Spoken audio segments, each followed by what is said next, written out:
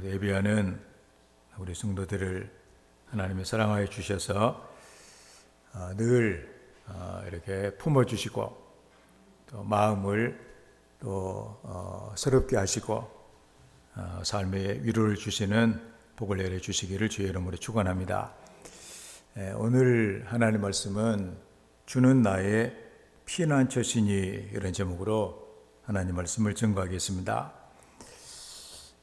참 우리가 그 세상을 한평생을 살아오면서 이렇게 나이를 먹어가고 이렇게 있는데 참 우리가 어릴 때 보면 참 우리 태어나가지고 아마 그때가 참 제일 좋을 때가 아닌가 생각이 들어지기도 합니다. 하여튼 그때는 울기만 하면 다 된 것 같아요.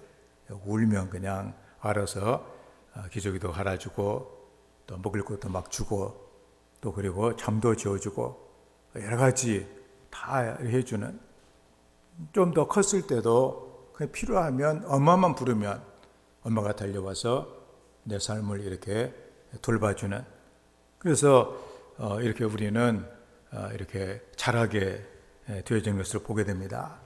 그런데 우리가 나이가 들게 되고 청소년기를 지내고 또 어른이 되고 더 나이가 들어가면서 때로 우리는 참 외로움을 타는, 참 사는 것이 뭔가, 인생이 무엇인가 이런 생각을 갖고 참 마음이 허전할 때, 그럴 때가 많습니다. 우리의 삶에 늘 여러 가지 주변이 늘 뭐 전쟁이 났다든지 화산이 터졌다든지 지진이 났다든지 이렇게 되면 우리의 마음이 불안합니다. 또 우리 인생에도 뭐 병이 걸렸다든가 또 나이가 너무 이렇게 들었다든가 또 주변에 어떤 내 눈에 보이는 앞에서 어떤 일이 생겨났을 때 그것들 때문에 마음이 편안하지 아니하고 늘 힘들 때가 있는 것이죠. 그때 우리는 뭔가 나를 위로해 주면서 나를 편안하게 해줄 이런 것들을 우리가 구해 보지만 이것들이 세상에는 이렇게 만만치를 않는 것 같습니다. 어릴 때는 그냥 울기만 하면 엄마만 부르면 일이 됐는데 이제는 아무리 엄마를 불러봐야 이미 세상을 떠난 그 엄마, 오히려 이제는 정신도 희미해지고 몸도 약해져서 내가 돌봐드려야 될 그런 형편이 된 그런 엄마들, 내 주변에 나를 정말로 위해서 뭔가 일해 줄 수 있는, 나를 돌봐줄 수 있는 이런 것들이 사라져 가고 있는 이런 데서 사람은 때로는 고독하고 절망을 느끼며 미래가 암담한 이런 삶을 살아갈 때가 있는 것을 보게 됩니다. 그런데 오늘 하나님의 말씀은 주는 나의 피난처가 되신다.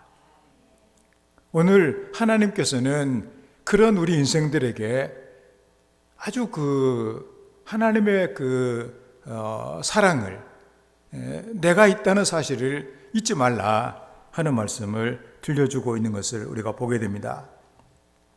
여호와여, 내가 주께 피하오니 내가 영원히 수치를 당하게 하지 마소서. 6절의 말씀 보면 내가 모태에서부터 주를 의지하였으며 나의 어머니 배에서부터 주께서 나를 택하셨사오니 나는 항상 주를 찬송하리다. 너무나 확신 있는, 오늘 우리는 이 다윗의 이 노래를 통하여서 우리도 다윗과 같이 때로 세상 험하고 나는 약하고 어떻게 내 마음이 갈피를 잡지 못할 그때 나의 피난처, 나의 안전한 곳, 달려갈 수 있는 그곳이 있다는 사실을 잊지 않는 이런 성도가 되어서 우리의 남은 여생을 든든하게 살아가는 하나님의 자녀가 다 되시기를 주의 이름으로 축원을 드립니다. 소설 대지의 저자인 펄벅 여사가 있습니다. 그녀는 1938년에 노벨 문학상을 수상한 작가로서 우리나라와도 밀접한 이런 인연이 있는 그런 그런 분이에요.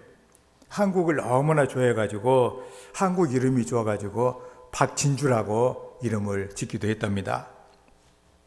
특히 6.25 전쟁 후에 우리나라 호녀라들을 도와주는 일을 열심히 했고 펄벅 재단을 설립하여서 다문 아동들을 후원하고 돌보는 이런 일을 계속하고 있습니다. 펄벅은 어린 시절 선교사였던 그 부모를 따라가지고 아주 어릴 때부터 중국에서 이렇게 자랐습니다. 그런데 어느 해 너무도 심한 가뭄이 중국을 강타를 합니다. 아버지가 선교사학을 위해서 다른 곳에 가 있는 그때 밤중에 마을 사람들이 몽둥이를 들고서 집에 온다는 소식을 누가 알려주게 됩니다. 마을의 가뭄이 계속되는 것은 마을에 백인들이 들어와 살아가지고 이게 부정을 탔다.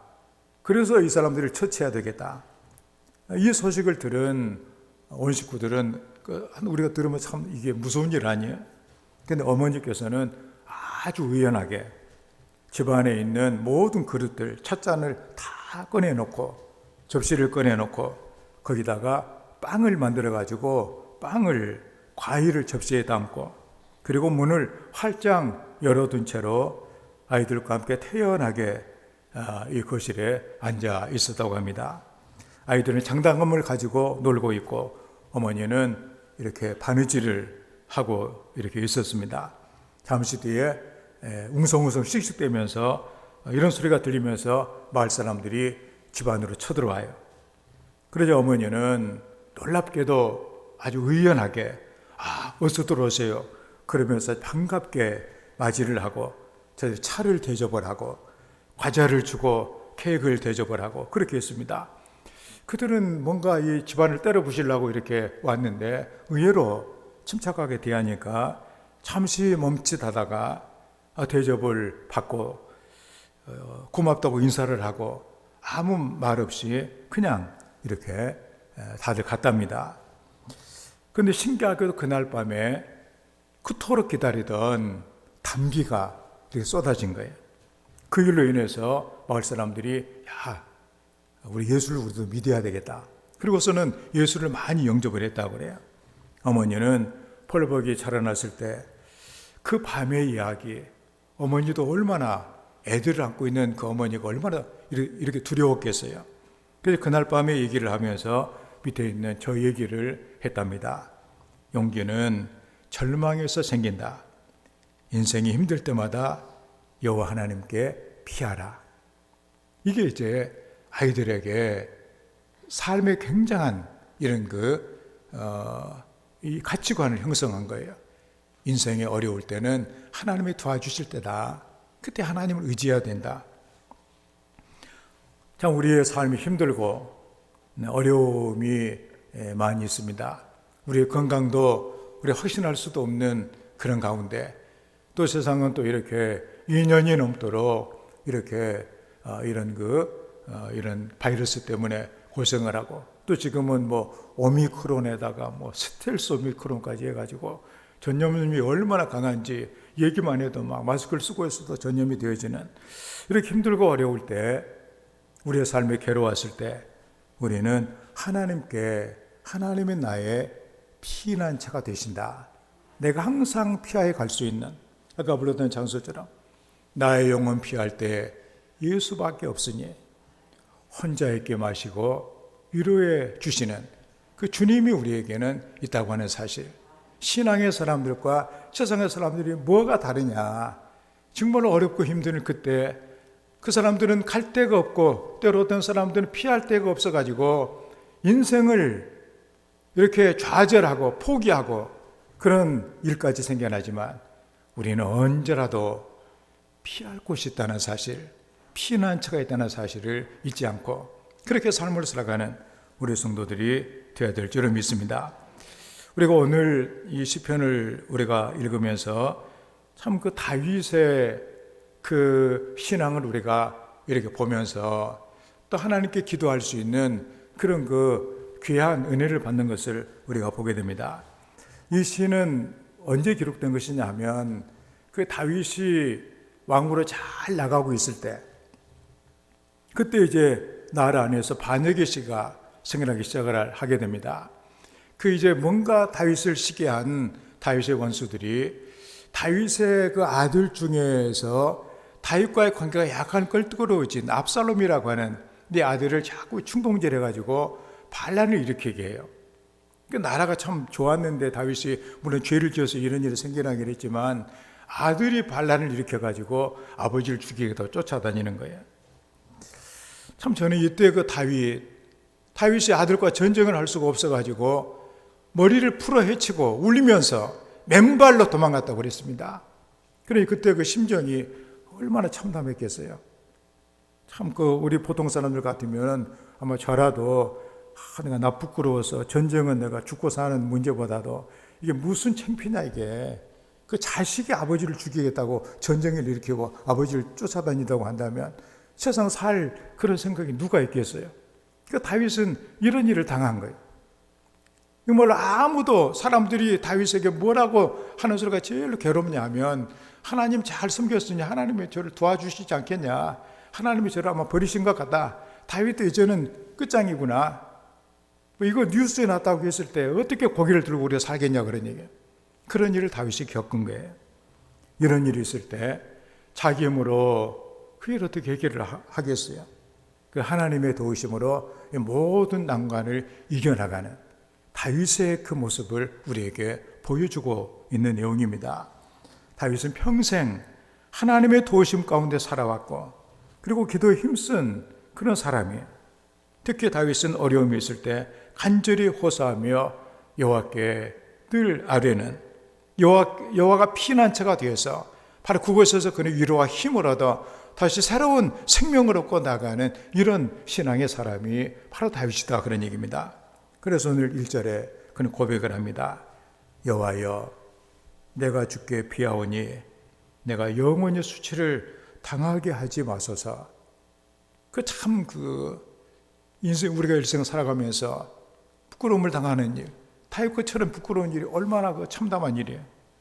현대 번역은 여호와여 이 몸 주께 피하오니 다시는 부끄러움 당하지 않게 하소서 이렇게 기도를 하고 있습니다. 여기에 내가 주께 피하오니 이것은 바로 하나님께 도피하다, 하나님께로 이걸 완료형 시제를 사용하고 있는 것으로 보았을 때 나는 이미 하나님께 피했다 그런 얘기입니다. 자기는 이제는 이런 그 곤란한 가운데 모든 사람들이 차라리 내가 극단적인 선택을 하는 것이 차라리 낫겠다고 한 그 참담한 그 가운데 나는 이미 하나님 안에 있다. 다윗은 위기 상황 가운데서 하나님만 의지하고 하나님께 자기의 생명을 온통 다 의탁을 했습니다. 좋은 일만 아니라 참담하고 어려운 그 순간에도 하나님께 모든 것을 다 맡겼다 그러니 이게 좋은 것이, 이게 훌륭한 거 아니에요? 되게 우리는 뭐 좋을 때 하나님께 맡긴다고 하지만 정말로 내가 부끄럽고 고개를 들 수 없는 그 순간에라도 하나님께 모든 것을 맡기고 산다고 하는 것은 얼마나 중요한 신앙의 모습이냐 그런 얘기죠. 목숨이 위협당하는 순간에 하나님께서 자기가 맺어준 그 언약, 내 주와 맺은 언약은 영 불변하시니 그 언약을 그는 믿었다 그러니 아까 그 6절에 우리 말씀 그렇게 하잖아요. 하나님은 어머니 뱃속에서부터 나를 택하여 주셨다. 나는 하나님 안에 있다. 그런 자기의 고백, 그 참담하고 더 이상 내려갈 수 없는 그 자리에 그가 있다고 할지라도 그 하나님에 대한 그 신뢰, 하나님 안에 머물러 있는 그의 모습, 이게 바로 저의 모습이고 우리 성도들의 모습이 되어야 될 줄을 믿습니다. 그러면 왜 다윗은 하나님께 피하였는가? 하나님 안에 머물러 있는가? 보면 첫째로 하나님은 자기의 구원이시다. 나를 구원하신다. 그런 얘기입니다. 2절의 말씀에 주의 의로 나를 건지시며 나를 풀어주시며 주의 귀를 내게 기울이사 나를 구원하소서. 이렇게 구원하소서의 원어의 뜻을 보니까 넓게 만들다 그런 의미가 있더라고요. 그러니까는 지금 자기는 지금 어떻게 막 옥죄어 있는 거예요. 지금 꼼짝 못하게 이리저리 해가지고 자기를 너무도 억압하는 것들이 꼼짝 못하는 상태에 있는데 나를 건져주시고 풀어주시고 내 하는 기도에 귀를 기울여 주셔서 나를 좀 이렇게 자유롭게 넓게 하나님께서 해주신다 그런 얘기죠.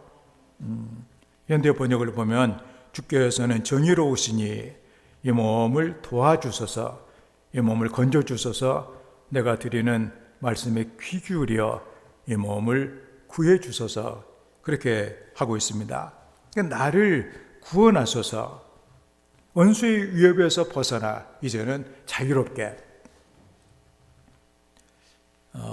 다윗은 이 모든 자기를 옥죄고 있는, 자기를 얽매고 있는 이런 것들, 사실 우리를 얽매이는 것들도 많이 있습니다. 요즘에도 뭐 코로나 때문에 위축을 우리가 많이 받잖아요. 사람을 만나는 것도 이거 걱정도 되고, 이거 또 우리 몸도 뭔가 이게 자신할 수 없는 그런 가운데 내 삶의 미래는 또 어떻게 될 것인가, 내가 하고 있는 일은 결말이 어떻게 될 것인가, 여러 가지로 우리는 이런 고난, 나를 얽매고 있는 내 겉으로도 내 심령으로도 당하는 이런 일들이 많이 있는데, 그런데 이런 모든 것에서 자기를 자유롭게 넓게 해주시기를 구하고 있다는 사실입니다.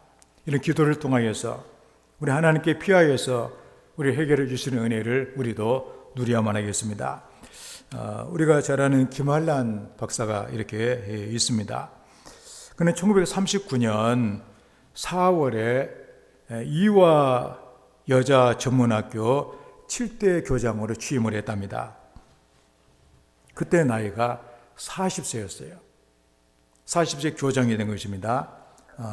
이화 여자 대학교.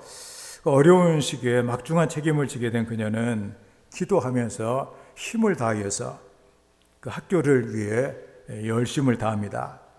그런데 이 일본이 우리나라에 있는 그 외국인들 자꾸만 그 뭐 거청스러우니까 다들 추방을 시켰다고 합니다. 그래서 어려운 일이 있을 때마다 그래도 선교사들이 그 이화여자 대학교가 이제 감리교 재단이기 때문에 도와주고는 했는데 다 이렇게 쫓아보내니까 모든 일을 이제는 이 40살짜리 혼자 처리해야 됐다고 하는 것이죠. 주위의 신사참배를 거부하다가 기독교 학교들이 한두 개씩 문을 닫기도 하고, 이런 가운데 어려운 시절에 그는 기도하면서 이것들을 헤쳐나가게 됩니다. 2차 세계대전이 막바지르게 되어지자 일본의 젊은이들을 전쟁터로 내몰기도 이렇게 했습니다. 그래서 학교를 유지하다 보니까 어쩔 수 없이 학교를 폐교하겠다고 하니까 일본에 좀 협력하고 하는 일이 돼가지고 뭐 요즘도 이제 여러 가지 이런 거 뭐 친일파다 이래가지고 억압도 받고 하는데, 그도 나중에 이 일이 가장 자기의 삶에 있어서 후회가 되는 일이라고 고백을 하게 되어 있습니다. 그는 1921년 23살 때 우리나라를 이렇게 보면서 하나님 앞에 기도한 그 내용이 바로 찬송가 345장에 있는 그 내용입니다. 캄캄한 밤 사나운 바람 불 때, 그 우리 즐겨 부르는 그 찬송 아니에요? 거기서 우리가 내용을 보게 되면 우리나라를 큰 그 대양의 그 작은 배로 우리나라를 표현하고 있습니다. 그러니까 이게 이렇게 그 폭풍이 막 일어나고 막 캄캄한 이런 이렇게 밤인데 바다 위에 떠 있는 외로운 배 한 척, 우리나라 모습이에요. 얼마나 위험한 그런 현실이냐 그런 얘기죠. 그래서 이 작은 배 사공이 열심히 고군분투하면서 배를 안전한 곳으로 끌고 가기를 원했지만, 그런데 힘이 너무나도 미약했다 그런 얘기입니다. 그런데 그가 희망을 가진 것은 그럼에도 불구하고 전능하신 하나님께서 이 배의 사공이 되신다. 거기서 그는 위로를 받게 돼요. 그래서 우리가 그 찬송가 위에 있는 것이 뭐냐면은 4절이에요. 아버지여, 이 죄인 굽어보사 성난풍랑 잔잔케 하시고 불쌍한 인생을 살리소서 우리 하나님, 우리 하나님. 그러면서 기도하는 그가 마침내 하나님께 영광을 돌리며 감사로 노래를 합니다. 그게 바로 5절이거든요.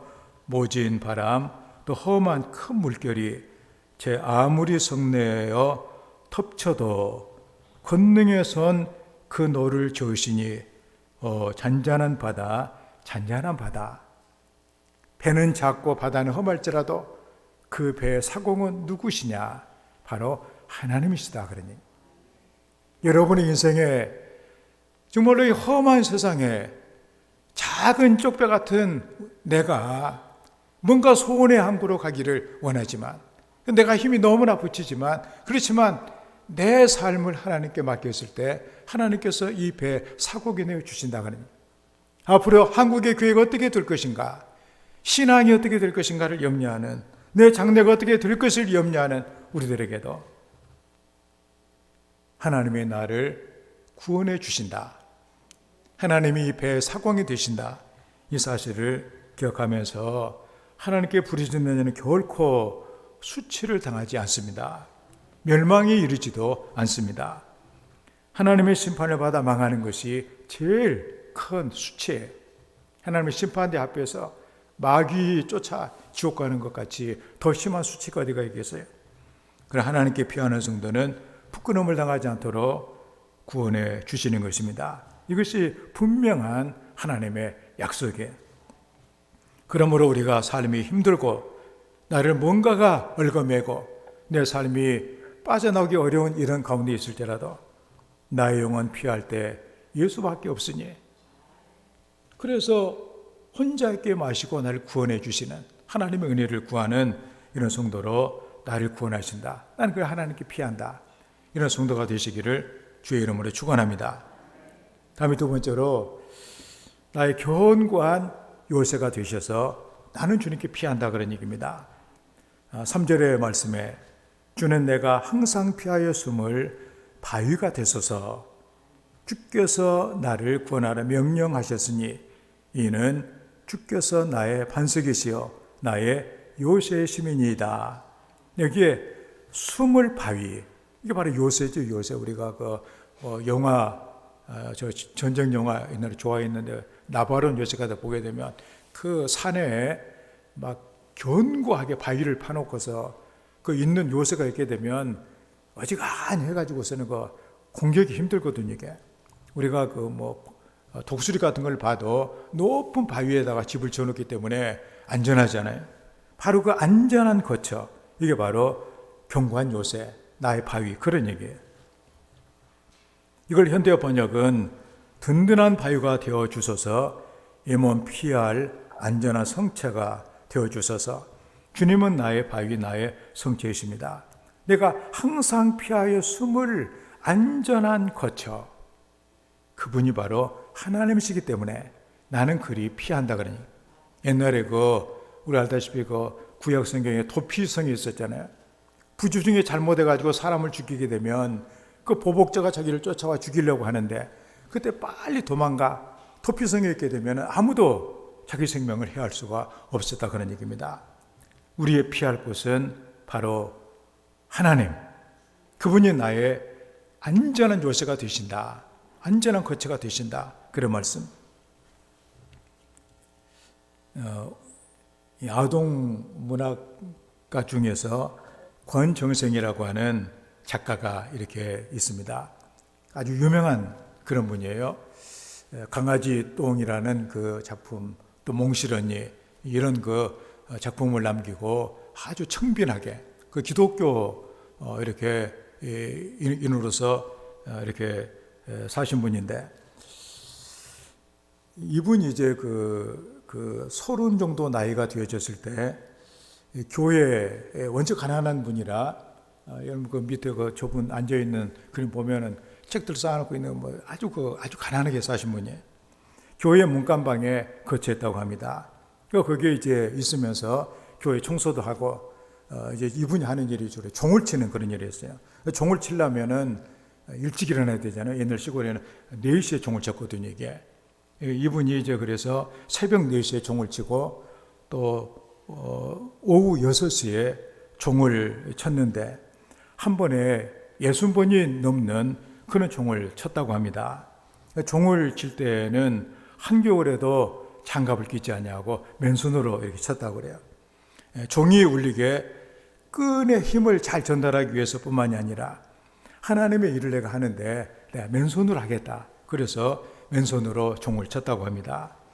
그는 1960년대, 저도 이제 그 60년대 제가 초등학교를 보냈는데 그때 이제 그 교회의 모습을 아마 저는 생생하게 기억을 합니다. 뭐 어려운 교회들이기 때문에 초가집에다가 되게 이제 마루를 깔고 그래서 마루 밑에서 겨울에는 막 찬바람이 막 이렇게 나고 거기에 이제 무릎을 꿇고 그 예배를 드렸던 또 너무도 또 뭐냐면은 그때 전기도 안 들어오고 이런 때기 때문에 요즘 사람 호야가 무엇인지도 모르는 사람이 많이 있는데 호야에다가 그 불을 밝혀가지고 아주 희미하게 거기서 이제 찬송 부르고 기도했던 그때. 그런데 그때 교회의 모습을 이 사람이 늘 그리면서 내가 예배당 문간방에 살면서 새벽종을 울리던 때가 진짜 하나님을 만나는 귀한 시간이었다고 그는 고백을 합니다. 특히 추운 겨울날 캄캄한 새벽에 종줄을 잡아당기며 유난히 밝은 별빛을 바라보는 상쾌한 기분은 지금도 너무나도 그립다는 거예요. 60년대만 해도 농촌교회의 이 새벽 기도는 소박하고 아름다운 그런 모습이었는데 석유 램프를 켜놓고 차가운 마룻바닥에 꿇어 앉아 조용히 기도하던 그 모습을 지금도 생각하면 너무도 성스러운 그런 모습이었다는 거예요.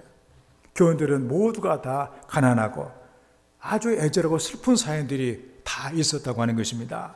그래서 가식 없이 그들과 대화를 나눌 수가 있었는데 그 자기의 머리에 지금도 있지 않는 한 성도가 있었는데 6.25 전쟁 때문에 남편을 잃고 딸 하나 데리고 살던 김집사라는 분이 그에게는 사라지지 않는 그 모습이었다 그런 얘기입니다. 그의 그 찬송 소리는 가슴이 미어지도록 애절했다고 합니다. 새벽기도 시간이면 제일 늦게까지 남아가지고 부르던 그 찬송이 바로 373장 고요한 바다로 저 천국 향할 때 그 찬송이었다고 합니다. 그래서 마지막 그 4절에 이 세상 고락간 주 뜻을 본받고 내 몸이 의지 없을 때 큰 믿음 주소서. 그러면 선입기던 그 모습 보는 사람들을 숙연하게 만들었다고 합니다. 가난한 사람의 행복은 이렇게 욕심이 없는 기도를 할 수가 있는 것. 그래서 이 세상 고락간, 이 세상 기쁠 때나 슬플 때나 주님의 뜻을 본받고 내 몸이 의지 없을 때 큰 믿음을 주셔서 그 삶을 지탱할 수 있도록 해주기를 원하는 그의 기도. 그래서 새벽 기도가 끝나 모두가 돌아가고 아침 햇살이 창문을 비출 때 교회 안을 살펴보면 군데군데 마룻바닥에 눈물 자국이 이렇게 있었는데 추운 겨울에 그것이 얼어붙어 있는 그 모습을 그가 이렇게 봤다고 합니다.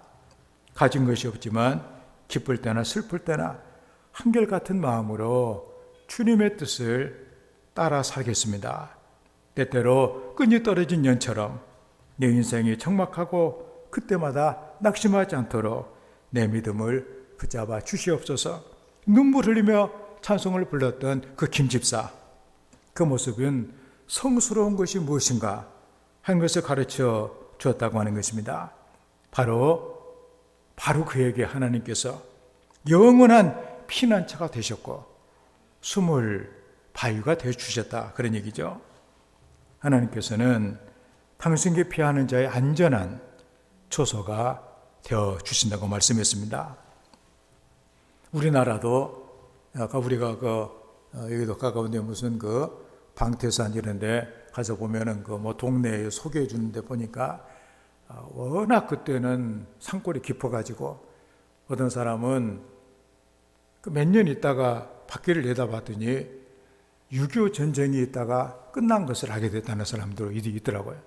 그러니까는 워낙 깊은 산속에 살다 보니까 한국 3년 동안 막 난리가 났는데도 불구하고 그곳에 있다 보니까 전쟁이 일어난지도 모르고 그냥 이렇게 지냈다고 하는 것이죠. 바로 그런 것. 나의 영혼 피할 때 예수밖에 없다. 주님이 나의 요새가 되신다. 어려울 때 피할 수 있는 그곳, 이게 중요하다 그런 얘기죠. 다윗은 바로 그런 삶을 살았습니다.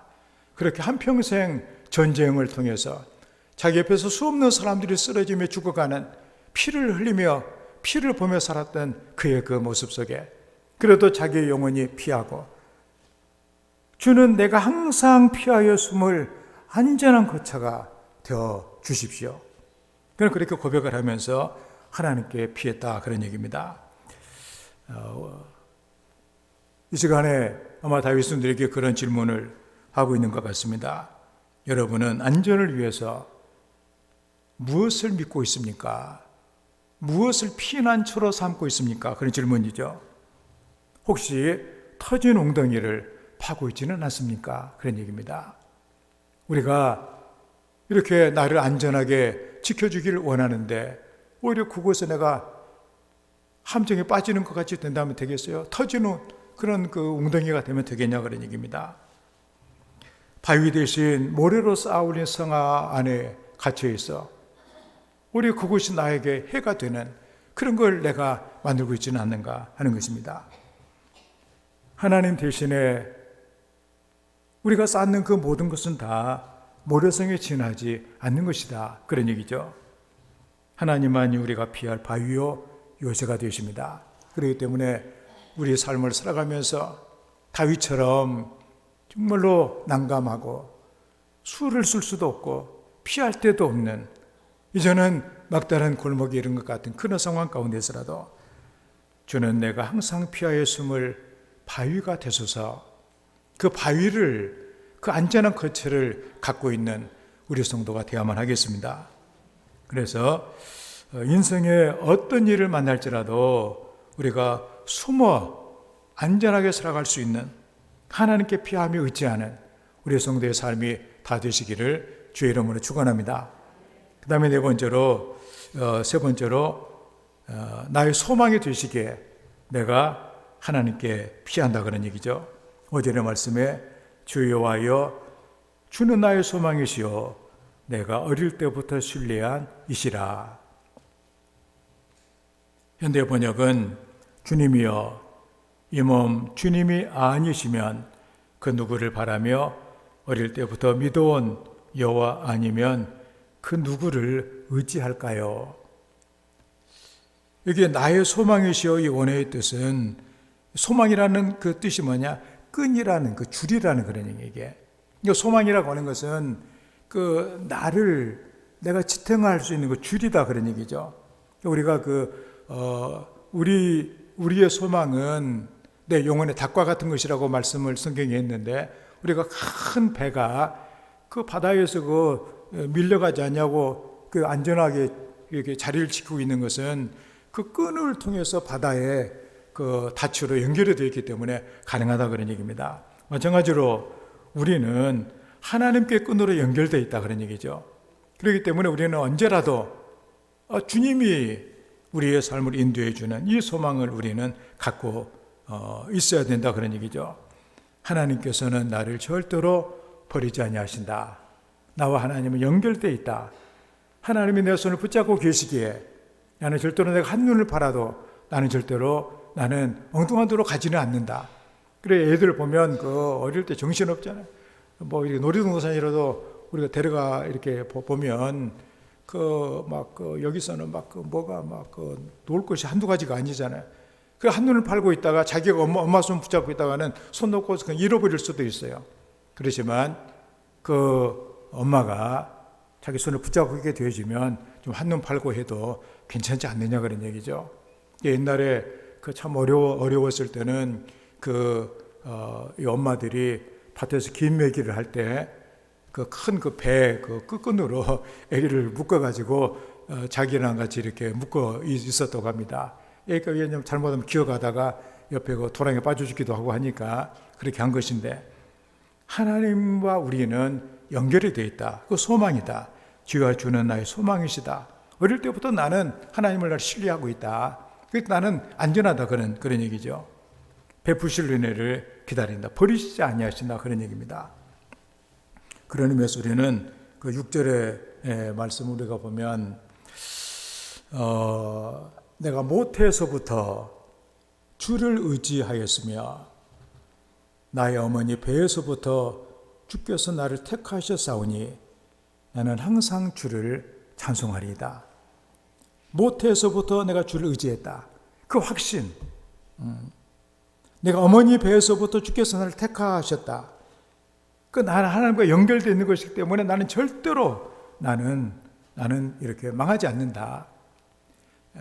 사실 우리가 다윗이 있는 처지를 생각한다면 이건 너무나도 이것은 대단한 그 소망이 아닐 수가 없어요. 왜냐하면 세상에 나라에 난리가 나도 왕으로서 얼마나 힘든 일인데 그 잘 나가던 다윗의 왕국이 세상에 그 신하들이 자기 아들을 꼬여가지고 반란 일으켜가지고 아버지를 죽이겠다고 쫓아다니고 있는 거 도망다니는 그 신세 하도 급해가지고 머리를 풀어 헤치고 신발도 신지 못하고 울면서 도망가는 그 신세에 그러면 사람들이 생각할 때 하나님도 나를 포기하셨는 모양이다 이 생각할 수도 있잖아요. 그렇지만 다윗은 나는 어머니 뱃속에서부터 주님을 의지했습니다. 어머니의 배에서부터 하나님께서는 나를 택하여 주셨는데 나는 주를 항상 찬송하겠습니다. 그 믿음, 그 하나님께서는 그의 견고한 이런 그 소망이 되어 주셨다 그런 얘기입니다.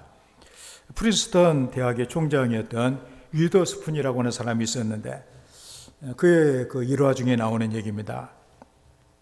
어느 날 한 사람이 얼굴이 아주 화식이 돼가지고 찾아와가지고 이렇게 놀라운 자기의 얘기를 간증을 하는 거예요. 참 내가 하나님의 놀라운 은혜를 받았습니다. 이 은혜를 내가 어떻게 하나님 앞에 감사할 수가 있습니까? 그러면서 자기 얘기를 하는데 오늘 마차를 타고 오는데 말이 그만 도망을 갔답니다. 그런데 말이 도망가니까 굴러가다가 바위에 부딪혀가지고 산산조각이 났대요. 그런데 자기를 보니까 하나도 안 다친 거예요. 야, 감사한 일이다. 무엇으로 하나님께 감사할까? 그러자 위더스푼 박사는 그를 보면서 웃으면서 얘기하기를 그래요. 저는 마차를 타고 수백 번 그 바위길을 왕래했지만 한 번도 말이 도망가지도 않았고 한 번도 마차가 깨지는 일이 없었습니다. 그러니 저는 당신보다 몇백 배나 더 하나님 앞에 감사를 드려야 될까요? 이렇게 얘기를 했다고 하는 것입니다. 중요한 것은 사실 우리가 세상을 살아가면서 죄악과 또 질병과 또 어려움의 이런 구덩이 속에서 고통을 받고 있을 때가 너무나도 많습니다.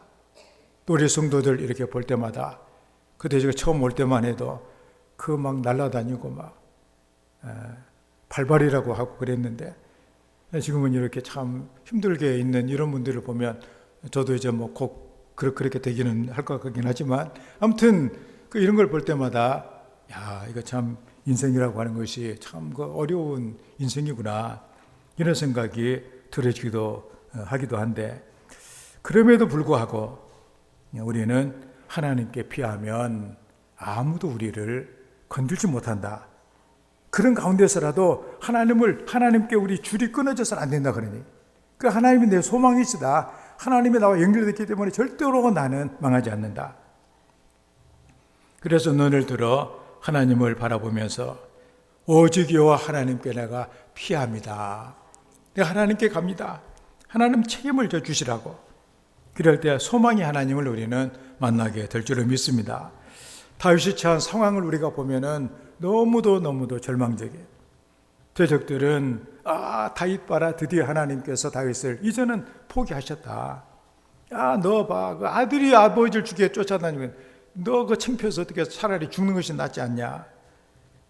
그리고 시시때때로 추격에 오는 추격의 칼날들이 자기를 괴롭히는 그 순간 생명이 날아가는 것은 시간 문제였다 그런 얘기예요.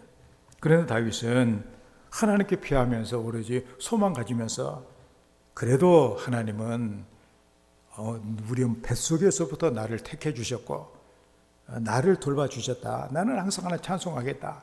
하나님과 나는 연결되어 있다. 나는 절대로 망하지 않는다. 그 믿음을 우리도 가져야 될 줄로 믿습니다. 세상 힘들다고 그냥 어렵다고 낙심하고 있는 우리의 모습이 되면은 안 되겠다 그런 얘기입니다. 생애 마지막까지 복음을 전하면서 평생 동안 18,000번의 집회를 인도했던 요한 웨슬리, 그도 이제 나이가 들어가서 그 노년에 이런 글을 남깁니다. 6월 28일이 되면 나는 86세가 된다. 나는 이제 늙었다. 내 눈은 어두워졌다.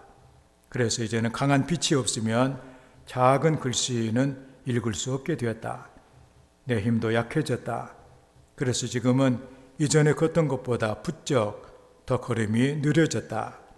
내 기억력도 감퇴해서 사람들의 이름이나 어떤 장소를 기억하기가 어렵다. 그래서 잠시 멈추어 서서 이 사람의 이름이 무엇인지 그 장소가 어딘지를 생각해야 할 정도가 되었다.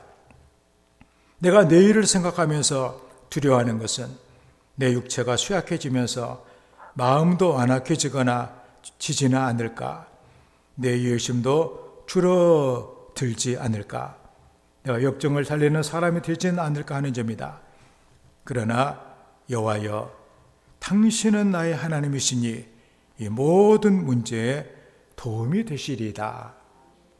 이런 자기가 나이가 들고 86세가 되다 보니까 너무도 자기가 가누기가 어려운 이런 형편에서도 그 하나님을 여전히 신뢰하면서 그래도 여호와여, 당신은 나의 하나님이시니 이 모든 문제에 대해서 나를 도와주실 것을 하나님 믿습니다. 그러면서 하루하루의 삶을 승리로 살아가고 있다 그런 얘기입니다. 하나님의 약속을 믿으면 결코 낙심하지 않는다 그런 말씀이죠.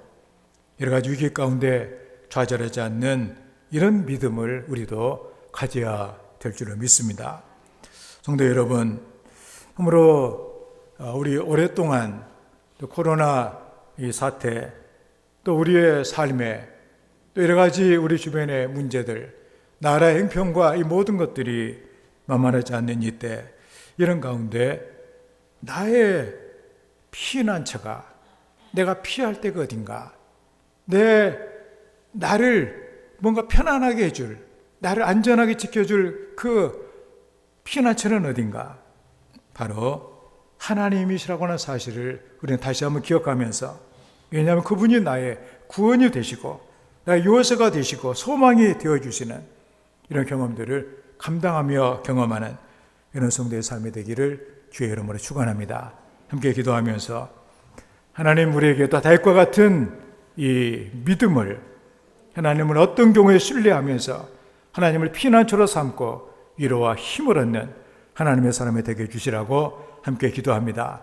하나님 우리 아버지여, 우리를 사랑하여 주셔서 하나님의 자녀로 삶을 살아갈 수 있는 은혜를 주신 것을 감사합니다. 하나님 우리 아버지, 우리 성도들에게 믿음을 주셔서 내 영혼 피할 때 바로 주님이시라고 하는 사실을 늘 기억하면서 구원이 되시는 그 주님, 요새가 되시는 그 주님, 소망이 되시는 주님, 바로 우리에게 바로 이 피난처 요새가 바로 하나님이신 것을 기억하면서 우리 영혼이 늘 주님께 피하고 힘을 얻는 하나님의 자녀로 살아갈 수 있도록 성령이 우리를 위로하시고 은혜를 베풀어 주시옵소서. 아버지 하나님, 이 세상은 험하고 내 마음도 흔들리며 영원히 공고한 이때